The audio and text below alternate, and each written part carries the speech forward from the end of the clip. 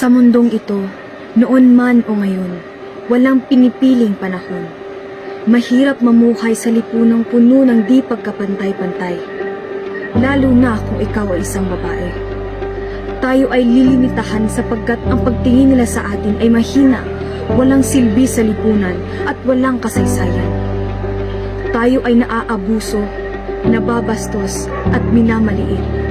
At pilit na ipinapamukha sa atin na kung babae ka, pag-aalaga lang ang kaya mong gawin. Paglilinis, pagluluto ng umagahan, ngunit ang mga limitasyon na yun ay napatunayang mali nating mga kababaihan. Mayroon tayong mga kakayahan na higit pa sa kanilang natatamasan. Kaya nating gawin ang mga nagagawa ng mga kalalakihan. Pagtatrabaho, mahusay na pagpili kung sino ang iboboto at iba pa. Napatunayan natin na walang gawain sa lalaki na di kaya ng kababaihan. Kaya huwag tayo mawalan ng boses, lumaban para magkaroon ng pantay na pagtrato sa ating komunidad. Huwag nating limitahan ang sariling bilang nasa, dahil ang karapatan ng mga kababaihan ay karapatan ng tao. I'm a woman and I am an electrical engineer.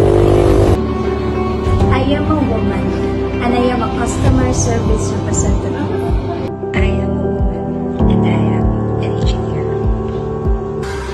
I am a woman and I am a firefighter. I am a woman and I am a nurse.